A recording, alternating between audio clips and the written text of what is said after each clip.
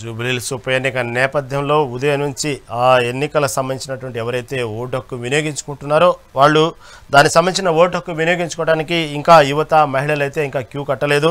దాదాపుగా ఇటు పక్క ఆశాజనకంగా ఉన్నాయి ప్రధాన పార్టీలన్నీ ఎవరికి వాళ్ళు వాళ్ళ గెలుపు మీద ధీమాగా ఉన్నారు. దాంతోపాటు ఎక్కడైతే ఓటింగ్ సరళిని చూసి నమోదవుతున్నటువంటి శాతాన్ని చూసి కూడా కొంత నిరుత్సాహాన్ని వ్యక్తం చేస్తున్నారు అభ్యర్థులు. ఈ తరుణంలో మరింత సమాచారం మా ప్రతినిధి రాణి అందిస్తారు. రాణి, చెప్పండి, ప్రస్తుతం పరిస్థితులు ఎక్కడ ఉన్నాయి? దాదాపు ఇప్పుడు చూసుకుంటే 10% మాత్రమే ఓటు నమోదైనట్టు పోలింగ్ శాతం నమోదైనట్టు వార్తలు వస్తున్న నేపథ్యంలో ఇప్పుడు ఏమన్నా పోలింగ్ నమోదు పెరిగే అవకాశం ఉందా? పరిస్థితులు ఎక్కడ ఎలా ఉన్నాయి? అక్కడ కొన్ని బూతుల దగ్గర అయితే చిన్న చెదురుమదురు ఘటనలు కూడా జరిగినాయి. ప్రస్తుతం వాతావరణం అక్కడ ప్రశాంతంగా ఉందా? ఎలా ఉంది రాణి ప్రస్తుతం పరిస్థితులు అక్కడ? అప్డేట్ అండి.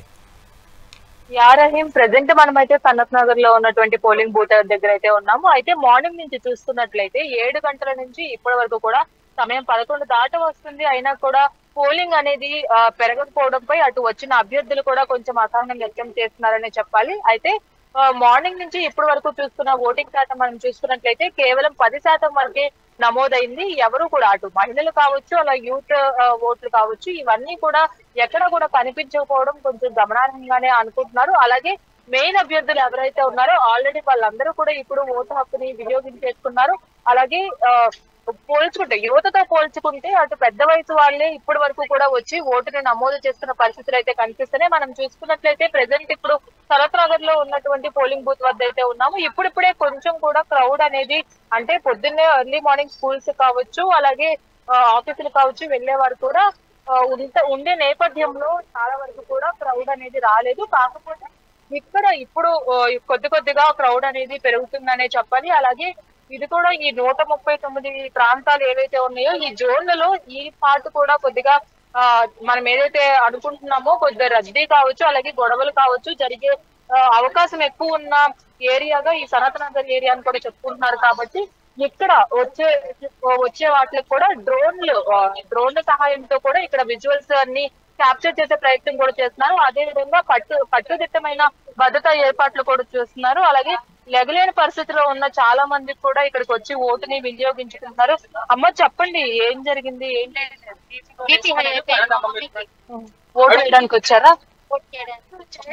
అంటే ఈ పరిస్థితి ఓటు వేశారమ్మా? వేసేసారు. ఓకే. అయితే లెగలేని పరిస్థితిలో కూడా వచ్చి ఓటుని వినియోగించుకునే పరిస్థితులు కూడా మనకి ఇక్కడ కనిపిస్తున్నాయి. అదే విధంగా కట్టుదిట్టమైన భద్రతా ఏర్పాట్లు కూడా ఇక్కడ చేస్తున్నారని చెప్పాలి. అదే విధంగా మనం చూసుకున్నట్లయితే ఇది సనత్ నగర్ ప్రాంతంలోకి వచ్చే పోలింగ్ బూత్ కూడా ఇది మనకి వస్తుందనే చెప్పాలి. అయితే ఇక్కడ నిత్యం రద్దీ ఎక్కువగా ఉండే ప్రాంతం కావచ్చు, అలాగే ఇక్కడ గొడవలు కూడా ఎక్కువగా జరిగే నేపథ్యంలో కట్టుదిట్టమైన భద్రతా ఏర్పాట్లు కూడా ఇక్కడ చేస్తున్నట్టు కనిపిస్తుంది. అలాగే పోలింగ్ శాతం చూసుకున్నట్లయితే మార్నింగ్ తో పోల్చుకున్నట్లయితే ఈ పోలింగ్ బూత్ వద్ద అయితే కాస్త పోలింగ్ శాతం ఇప్పుడు పెరుగుతుందనే చెప్పాలి. అటు మహిళలు కావచ్చు, పిల్లల్ని స్కూల్ కు పంపించుకొని అలాగే ఆఫీసులకి వెళ్లిపోయిన తర్వాత చాలా మంది కూడా ఇక్కడ ఇప్పుడు వచ్చి ఓటుని వినియోగించుకోవడానికి మహిళా ఓటర్లు అయితే ఇప్పుడు చెప్పాలి. మన స్కూల్ అయితే ఎక్కువ శాతం ఇప్పుడు బూత్ లోపల ఉన్న వాళ్ళు ఎక్కువగా ఉన్నారు. వీళ్ళు కూడా అంటే ఓటు వేయడానికి వచ్చిన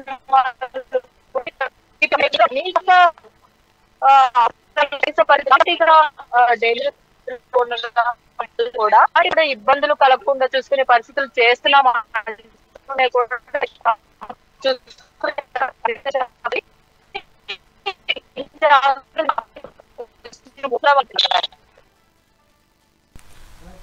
ఓకే రండి, right, thank you for update.